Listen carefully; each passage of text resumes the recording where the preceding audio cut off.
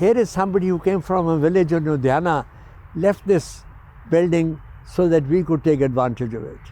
My mother brought in a teacher to teach me writing on the takhti. I take much more load on myself at that time, take a lot of decisions. Now I let people take decisions. Assalamu alaikum. Welcome to this session with Syed Babar Ali. I've had the honor and privilege to know Babar Saab for more than 33 years in many different capacities. So I'll try to take the next hour and so to help us explore Babar Saab as a person, Babar Saab as an entrepreneur, and Babar Saab as a person who's trying to bring about a positive change. So with this beginning, Babar Saab, I would like to know you as a person. Although I know, but in many ways I don't know you. You have been involved in so many things. But whenever I have met you over all these years, I've always seen you engaged in something new and different. So you're always on to something with a lot of energy even at this age. So I always wonder, what is the source of this passion and this energy? Where do you draw this energy? I think it's kind of a God-given thing because, I've always sort of tried to shy away from me too business. Anybody has done something, I wish him well, but I don't want to copy him. I'd want to do something else. And it's not just business, but in the way of new ideas, new things. I meet a lot of people, I do a fair amount of reading, and I try and think outside the box. So God's sort of kindness that new things keep on coming up.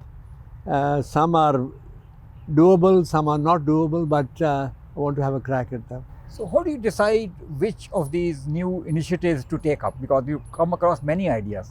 So do you have a yardstick that you use that, okay, this is worth doing? You see, if I get an idea, I've got to find somebody who's going to put that idea into practice. So I look around, talk to people, and then if there are any takers, then I sort of go forward with it. If there are no takers, then those things stay with me till I find somebody, either the idea dies or pick up somebody or find somebody who might pick it up. It's not a question of my idea. I sort of bounce it off them and they may convert it to another idea. And I have a very open mind on changing my mind to, or sort of giving the idea a new shape. So that has never in any way prevented me from taking it forward. Has there been any overall aspiration, any other fundamental principle that you have followed, okay, that I will do this but not do this? Yeah, one is it should be ethical. It should bring benefit to somebody. Not monetary benefit, moral benefit, benefit to help somebody. So it's not a question of an idea to make me or somebody else rich. If the benefit goes, the idea really is to how to spread the benefit over a larger surface. So was there any idea that you wanted to pursue but you couldn't get any takers, and now you sometimes reflect that, okay, I wish I had somebody who would have run with that idea?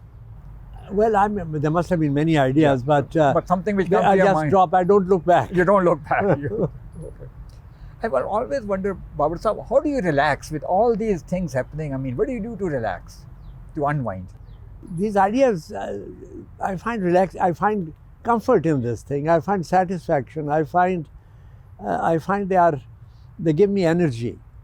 They give me a source of solace. So I'm very happy. I don't have a sleepless night over an idea. I might get an idea in the middle of the night and then I write down or then send it across on a WhatsApp to somebody, and then they keep on telling me, why are you awake at this time of the night? So this is something that... But do you say, fine, that okay, this time is my time, where I'll not worry about new things, I'll just relax with the family or follow a hobby? Yeah, with the family, they have never interfered with my thinking. I can be with the family and still think of new ideas, but they have always be very supportive of anything that I wanted to do.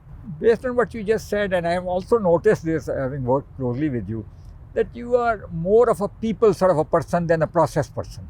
Yes, absolutely. Right? Yeah. And that has its advantages also, because then you give sort of space and sort of opportunity to people to evolve and develop. But sometimes if the right person is not there, then things don't work out also. Correct.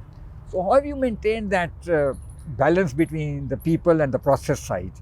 Sometimes you have Well, I mean, I'm not scared of trying out new people.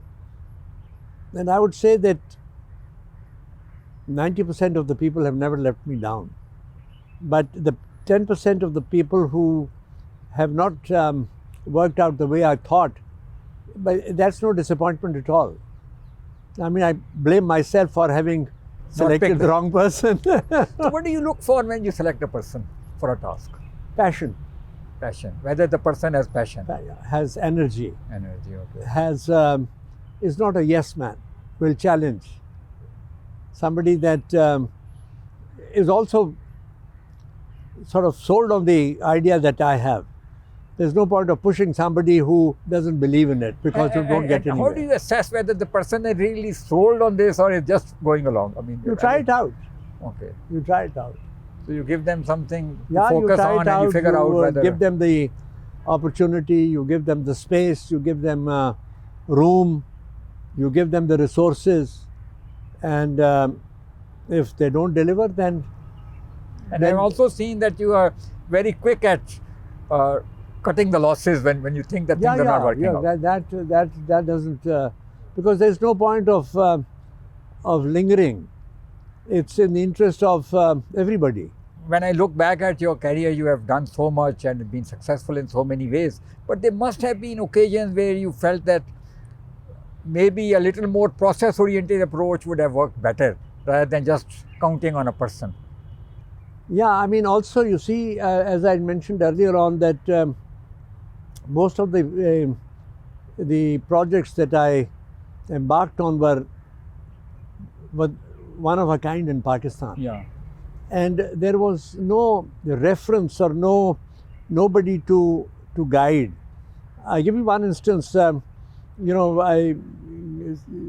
was involved in the setting up of the milk processing plant, and parallel to that, I wanted to set up a modern dairy. Okay. So I had a family friend I discovered, who lived in Western Australia. I went to see him, and he was a good talker. So and a doer also, but not much ethical. But anyway, he brought in a plane load of cows from Western Australia to set up a dairy farm, and he planned the dairy farm, which went all right. But then I looked for a dairy manager. We went to England and found somebody who claimed that he was the third generation dairyman. We brought him here, and he was not what I thought he was. And you've got to have proper, medical attention to these exotic animals. There have to be foot and mouth disease and other diseases that are rampant in this country, and the foreign breeds are very susceptible to those.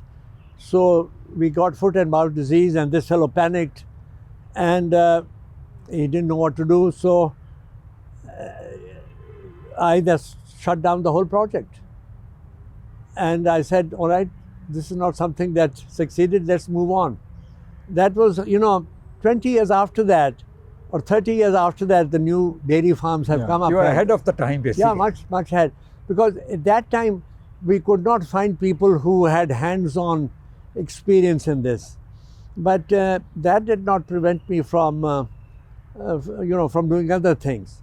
And I knew that this was not something that I'm going to waste my energy on. But your passions vary quite a bit. I mean, in education, all the way from school to teacher training, to university, to art education, and so on, even to a little bit of religious education. So you have this wide interest there. And then you are very much interested in improving agriculture. Whenever I've talked to you, you have shown excitement. So when you have so many things on your sort of agenda, then I think you have to rely on people. Yeah, sure. To do the Absolutely. thing. All the time. And the risk also goes up. Some of those things will not You work. can't do everything yourself. Yeah, exactly. So that's one thing. I've heard some of your colleagues, very dear colleagues, pass a comment, and I'm going to repeat that Babar Sahab gets enamored with the new kids on the block. So he always gets excited with people with new ideas. So how do you respond to that? No, I think that's very interesting because you keep on discovering new people who come up with new ideas, and you don't reject the ones that you have worked at this thing, but you want to build up these new kids on the block. Yeah. And the only way to build them up is to give them room, give them space, give them resources, and tell them that you'll back them up. But the other thing that you have always done is to bring along other people for your causes so that you have a broad-based support. Yeah. And those people may not have this approach of trusting people. And that creates some tensions. So how do you manage that tension? Well, one is that, I put my own money where what I put in. And so I don't care if somebody doesn't want to come in, I still want to go forward because it's my money is at risk if it is a project based on industry or whatever it is. So I mean, you have got the example of the School of Science and Engineering, Yes. that everybody was against it. You know it better than I do. They said it's a good idea, but we can't afford it. And my approach to it was that if you don't have science and engineering, as you yourself found out, if you don't have new knowledge, research and development, the country can't go forward. So I then took on myself, I said, I'll raise the money, I'll put my whatever resources I have at it. And you see, 10 years later or 15 years later, it's now it's doing well. So the way you approach selecting people, you have been doing this for 70, 80 years, I mean, given your long career. Has your philosophy evolved or changed compared to how you select people today and how you would have selected them in 50s and 60s? The quality of, I mean, there's one thing that is very important is the integrity of the individual. That there is no change in that category. But today, the young men and women that are coming out of educational institutions are much better equipped technically. They have a deeper knowledge, they have a broader knowledge, they have new ideas which I'm not aware of. And so I trust them. And if there's something that they want to propagate or if they want to do that, my friend. You're willing to give them more space. Yes, and also now to learn. I mean, Suleiman Shahid, he came with that idea which I don't understand what it was, but what I knew that he could work with disadvantaged people and identify through whatever process was to people who had dyslexia. Yeah. And things like that, which I didn't know about it, that you could do it through some technical means. So I was willing to back him up. So I'm not afraid of embarking on a new journey of which I know nothing, provided the person who is selling it to me, I can see sincerity in his eyes.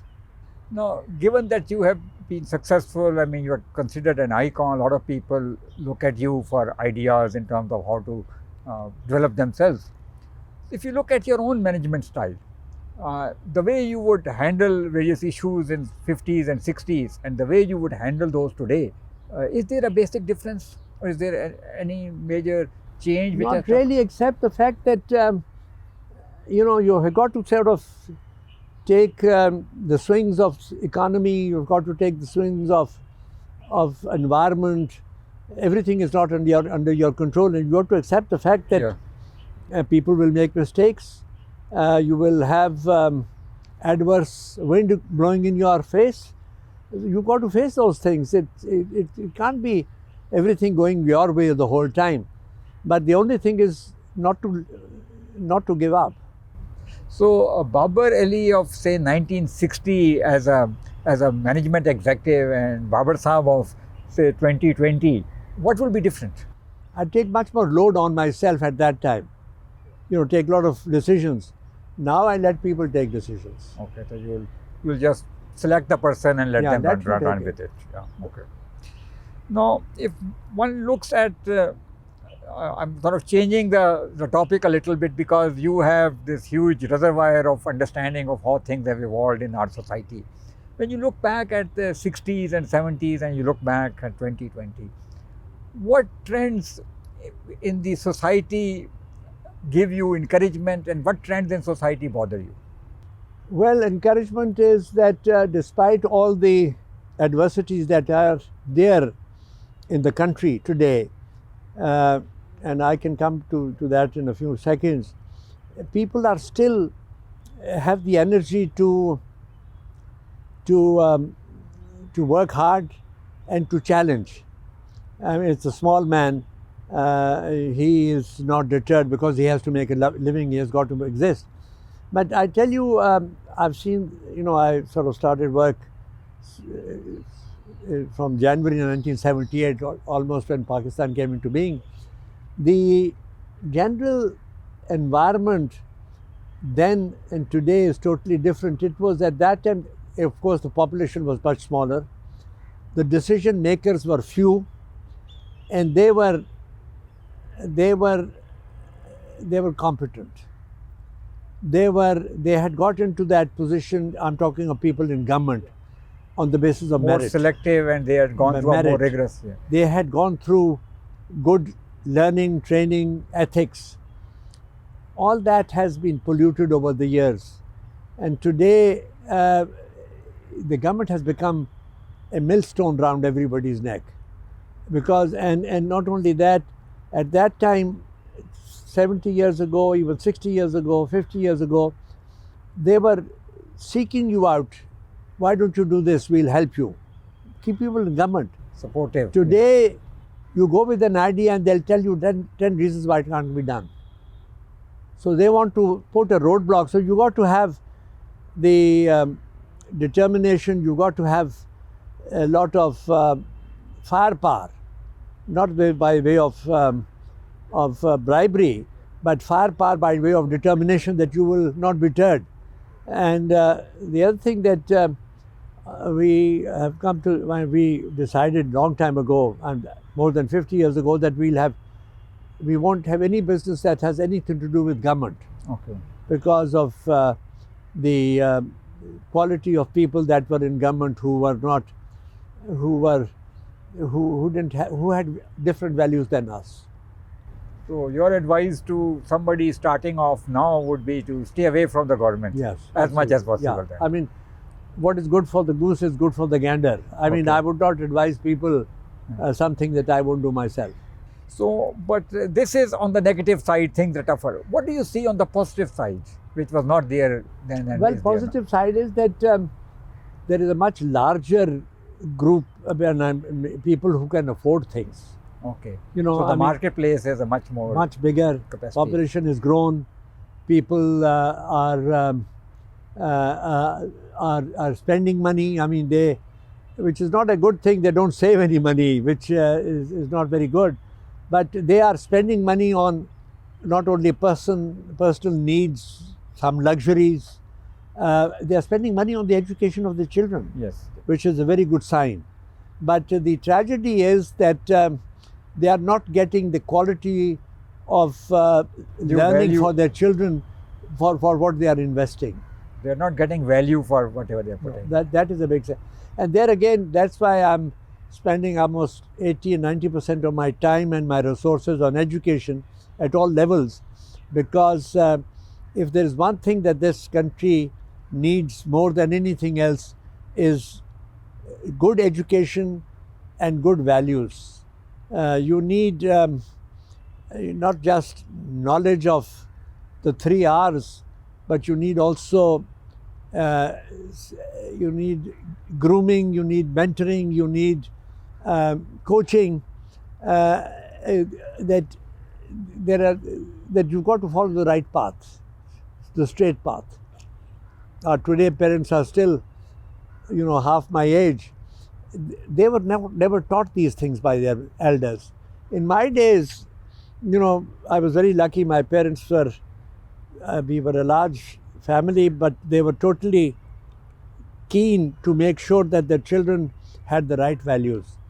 But then with the schools that we went to, they reinforced those. They had teachers who were not just there to teach you how to read and write. They were there to mentor you. They were tutors, to make sure that you behaved properly, you conducted yourself well, you became a good person. You were a credit to the school that you left. And that is why I owe a great deal to my old school, Edson College, where I spent 9 years. That's the longest period I spent at any education institution. And I keep on telling them that I can't thank Edson enough for what they did for me. And I think that's where I've also noticed that you believe in relationships. Sure. You value the relationships. And maybe part of this aspect is coming from how you were brought up through the schools and through your family. What is your opinion on how this value of relationships is currently being valued, so to say? It's very transactional today. It's become very transactional. I know my father, he was a self-made man, and he never forgot or looked down on the people that he knew when he had little and they had little, and later on he had more than them. He treated them as an equal throughout his life. Mm-hmm. And people that he had known from the age of 10 till the age of almost 79 when he died, he had no change in his attitude towards them. He gave them the same respect, the same honor, dignity, and treated them the same way. Now this is something that, I grew up with. And the same was with my brothers, Syed Amjad Ali and Syed Babar Ali. They had friends that came from families who didn't have those resources, and we were lucky. My elders did well, but they always looked up to the people who grew up with them. So why are these things somewhat missing now, generally? I think people are much poorer that way in their valuation. They value today money more than quality. So where have we gone wrong then in this whole? We have seen all this happen in front of your eyes. We've gone wrong because, in my days, I can tell you, my mother insisted that she interview all my friends. Though she was in Parta, but and most of my friends were non-Muslims. She would invite them home. They would come and into the zanana and sit with them and all that. Who you are talking to. And she said, you can go to this house, you can't go to that house. And that is the kind of, and it was not based on their station in life, but how the family had conducted itself and how the elders had behaved in society. They were great believers of the DNA. I myself was not a believer, but over the years I've learned to respect because many of these things take a lot of time to get inculcated. Babar Sahab, I mentioned this earlier, you have, mashallah, launched so many initiatives. LUMS is more well known, but I know that your passion goes back to the Ali Institute, the Naqsh Institute, and so on. You have done a lot, but when I look back, in terms of the impact, it is there as an example. But when I look at the scale of the problem or the scale of what needs to be done, it's not even a drop in the ocean. So what do you think is needed? Are you satisfied that you have been able to create the impact, or you think you... No, I'm not. It's not. It doesn't have that, but that doesn't disappoint me. Take Naqsh, for instance. We started Naqsh 15 years ago. And the whole idea of Naqsh came because in the walled city, my father had bought property from my mother's family. They came from Bazar Hakima. Yeah. And when they the younger generation decided to move out and they wanted to sell the property, he bought the property, whatever the market value was, and he put it into a trust, because he got married 2 notches above his own station, and he could never forget that his development and his success, he owed a great deal to his in-laws. So he wanted to pay homage to their preserve their heritage. So when he passed away, it was my kind of responsibility to look after this property. And then I looked around and I said, what do we do with this? And thought came to my mind was, I said, we'll have a taqiya for calligraphists, because this was calligraphy. I've been very much interested in calligraphy all my life. I didn't have a good handwriting myself, but my mother brought in a teacher to teach me writing on the takhti. But anyway, so I said, we'll get hold of a good calligraphist and make this place where other calligraphists could come and people who wanted to be.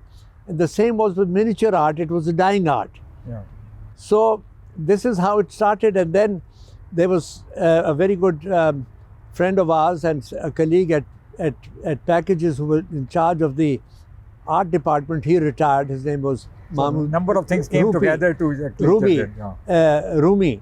He had graduated from National College of Art. So he said, why don't we start a poor man's National College of Art here? People who can't get to the... So this is how it evolved. But what has happened is, we have a policy there that you require no qualification, age is no qualification, gender no Anybody qualification. Can come in, yeah. And knowledge, no pre-qualification. All you have to do is be interested. It's a revolving door. You can come for a day, you can come for a month. Total flexibility. And if you stay for 3 years and follow the curricula, we will give you a certificate. And maybe 2,000 have gone through the revolving gate, but 100 have got the certificate. And these 100 today are keeping calligraphy alive, okay. ceramics alive, miniature art alive, not only here, some have migrated to England, some to Australia. And even I've set up a kind of a pilot's Naqsh program in Thatta Gurmani in Muzaffargarh. And there in the last 3 years, he's doing exactly what we've done here, teaching this. So to me, this You've done all these things, but have you been able to inspire other people to do similar things? Well, you can take the horse to water and but I mean, you have been very open in terms of sharing and talking about it. There's no secrecy. I come and take it. I know. And this is what we followed all along. I know you have been encouraging people to visit these institutions. Yeah, even at LUMS, you find that we share our curricula, our cases that you've been writing and all that. So the world is, we are too small really, and whatever we can do to encourage others to follow, we are doing all the time. But one thing which I always wonder, mashallah, you have been involved in this all these years and you accomplished a lot, but this country probably needs another 4 or 5 Naqsh institutions, maybe another 9 or 10 LUMS. Hundreds more. Okay. And those things somehow don't seem to be happening. People have not latched down to this basic idea. Does it bother you? Well, it doesn't bother me because I keep on doing new things. You do, but... And I have tried to talk people who have resources, and they don't catch up. So, badkismat hai wo. There's so much to do here and so many resources which are available to do those things. Sure. So I'll just go on to this notion of philanthropy in this country. People give money, and you have been very effective at raising money for all the causes where you need it, like LUMS. But I'll just pass a comment, and please, you can disagree with this. I think you have been great at primarily raising money from institutions. And the individuals have not come up to the extent that one would have hoped. Is that a fair assessment? Few have, not many. Not too many. Why is that the case?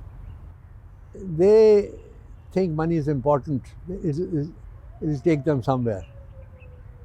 And at my age, I realized that the most unfortunate man is who dies young, dies rich. Yes. Because you can't take it with you. And I have seen dozens, if not hundreds, of young men and women who inherited wealth, and it has destroyed the families. I know of one person, I'll not take the name, that you were trying to encourage to actually give, and he passed away in that process, the person based in California. Remember, I mean, we were trying to trace him at one time, and he passed away before he could actually do anything. So again, you are right. But I feel that there's something in the way we have interpreted doing good from the religious point of view which constrains us. We feel that आपने ज़कात दे दी 2.5% या खुम्स दे दिया जो भी आपका है, तो you have done your deed. We don't realize that whatever is beyond your actual requirements is something that's not yours. How can we promote this thinking? Well, I mean, I've been talking to the faculty at LUMS, and also I've started talking to people at HSN, that students must start thinking that giving is something which is important in life. Giving time, giving love, giving money. Giving is just not writing a check. Yeah. And so I would say that you know, it's like taking to drugs or taking to drink.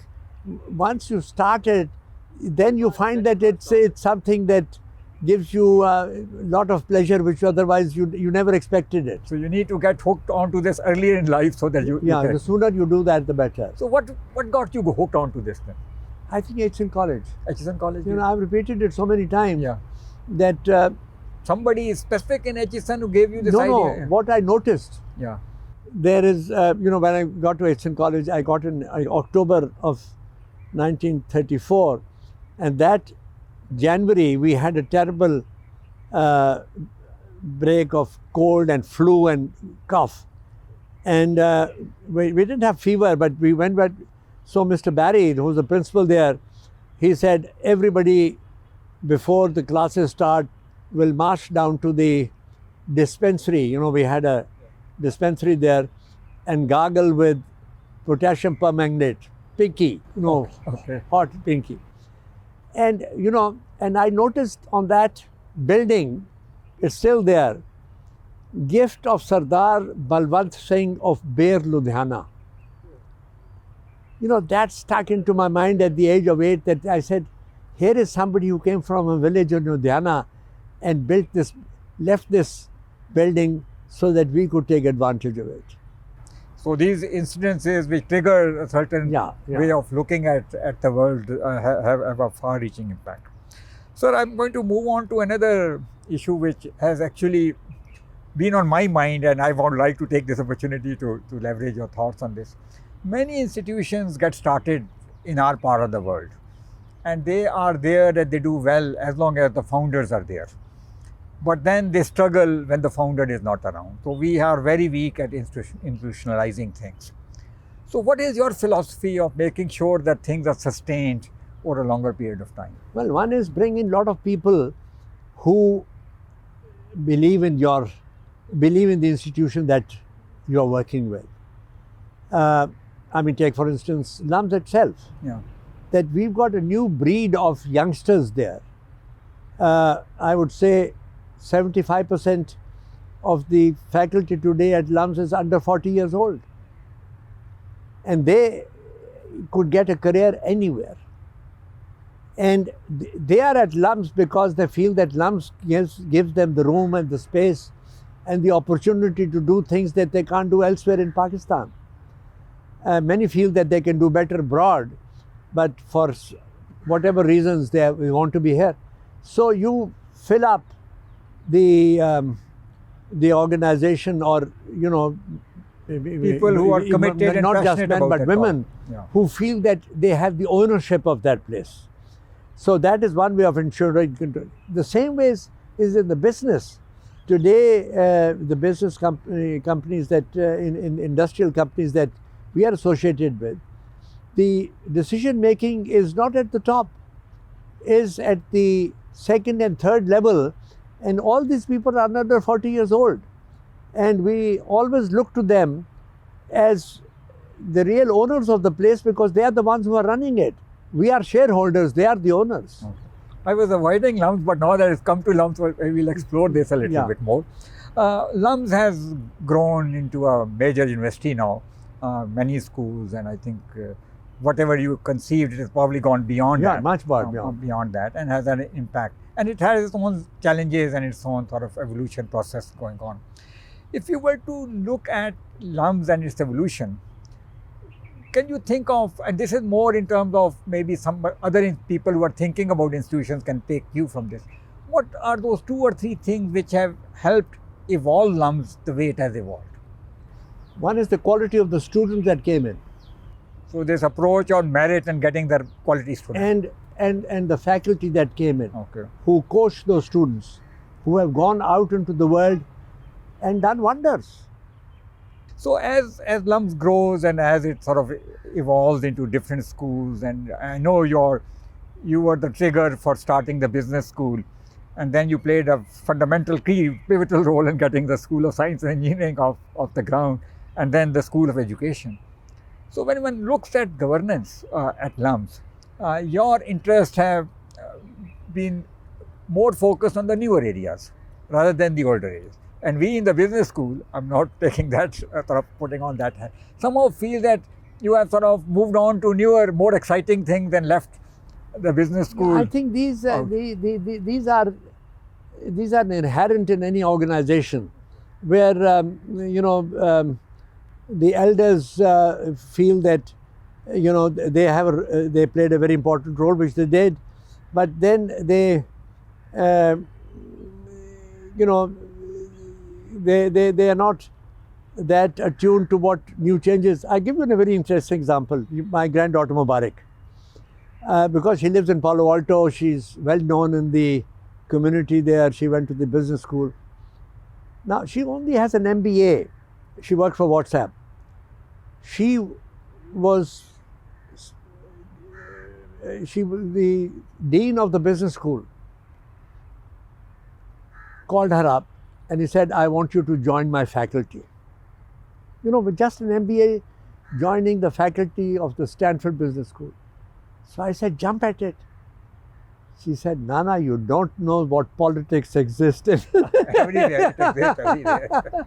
So I'm in Stanford, when you are a beneficiary of Stanford, that even an institution like that, this is something which is a part of their, and as the institution grows, the nature of the beast. Yeah, as the institution grows in all organizations. Yeah. So you have to live with it. So again, coming back to LUMS, I mean, now different schools have different roles. I would like to have your perspective on how do you see the role of different schools at LUMS in shaping the future of the university right now? Well, one thing that we are doing, which very few universities, certainly in our part of the world, is doing, that we are now encouraging students to take programs and courses across the campus. Yeah.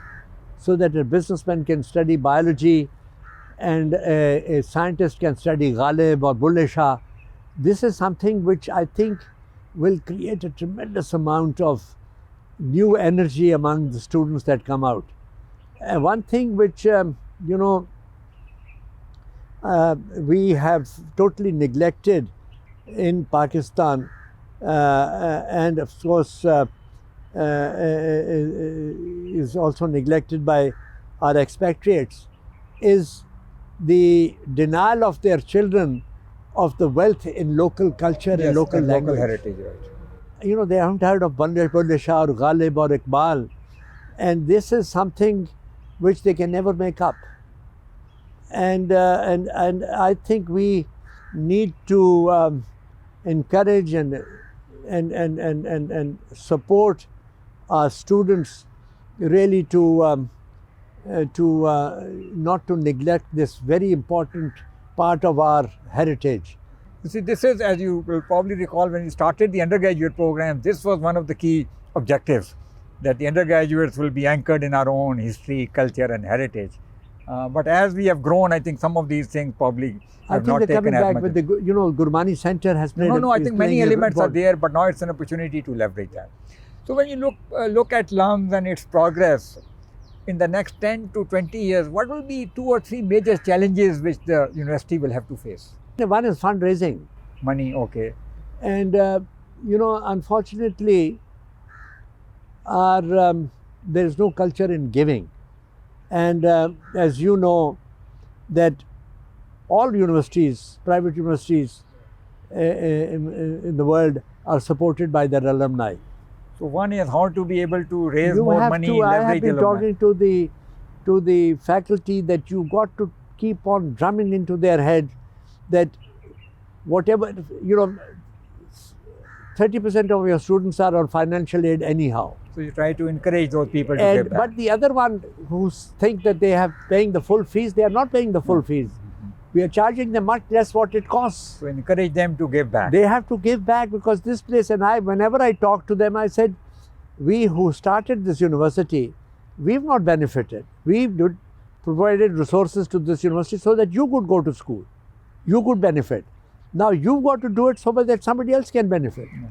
And we have discussed this, I think, earlier also, that many people in this society would like to have a say, specifically if they are giving serious money in the management. I mean, this has been an issue in many cases.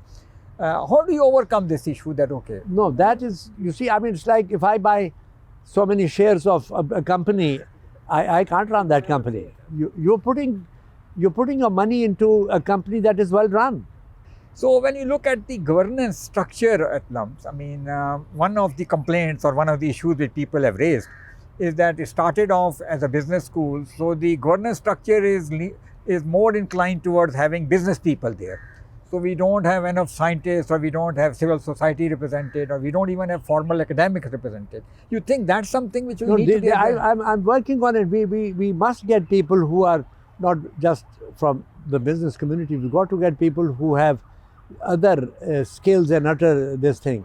And this will be important for this absolutely is very necessary, very necessary. Because the way the institution is set up, this will be key requirement. You have to have people with different outlooks, different skills, different attitudes. Okay. So this would be probably the number 2 challenge. This is on the priority list. Is there anything which worries you when you think about LUMS? I mean, when you go to bed, that okay, nothing, you are very, very, very happy and satisfied. No. I mean, worrying doesn't get you anywhere. Yeah, of course. But where you give more priority that I need to do it. I mean, if there's something that you think is wrong, you speak about it and you say, this is not something which I like. There are a lot of people who look up to you, including myself, and I've sought your advice on many occasions of all sorts. So those people who are starting off their career and want to be successful, want to have an impactful life, what will be your advice to those people? Well, first thing is, try and equip yourself to do something where you can be recognized as a good artisan. Okay. I mean, artisan means not just producing something.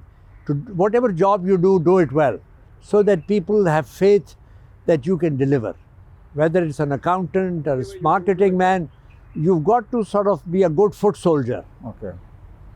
And then you get into an area and also do something that that you enjoy. The best comes out of you what you enjoy. Don't run after money. It will come to you ultimately, but do your best comes out to, for instance, I have a nephew who went to Harvard, and he came back and he said he wants to learn classical music. And my sister, whose grandson he is, reminded me, I said, when I asked him, what are you going to do after Harvard? He said, I'm going to learn classical singing. So I said, you will starve. Yeah. And today, 12 years later, he is a very sought after singer, Ali Sethi. Yeah, no, I know. And he's based in New York and is earning dollars by the second. So it's because the passion was there, so that's why. So you go after your passion. Yeah. Okay. Babar Sahab, you have accomplished quite a few things in different areas. But if you were to reflect that, okay, if there's one sentence through which you would like to be remembered, what would be that one sentence? Well, one is that I don't want to be remembered. I mean, you may try. You may try hard as you can. It's not your wish that will prevail. It's up to our people whether they want to give you credit for anything. I don't think I'm looking for that. But if you have a choice, No. no, you don't I want. would. You don't want. Okay. Now we have talked about quite a few things. This is the last segment, so I'm going to touch on something which I don't know whether anybody else has explored. I know that you are a deeply spiritual person also. You don't depict it. You are not outwardly religious, but I know you have very strong belief. What role has that belief system played in your success? One is faith in God. Okay, that is critical. I mean, you can't go wrong there, according to my. Because ultimately, truth will prevail. Okay. So having that confidence and that belief is key.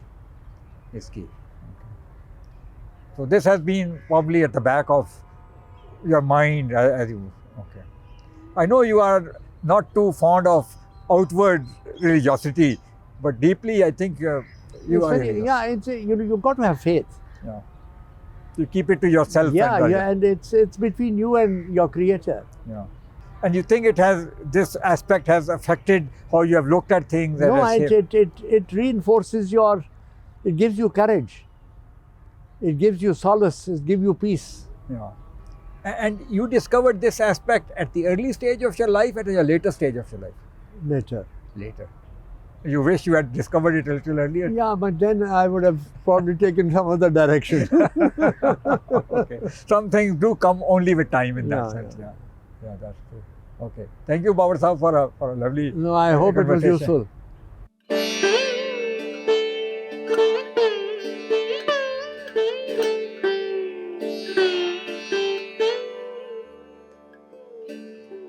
Managers are the real owners of the companies that they run. They have to take all the decisions. Somehow you feel that Pakistani companies have problems scaling up. It's grown out of state culture, where the owner felt that because it was his money, he had to decide everything.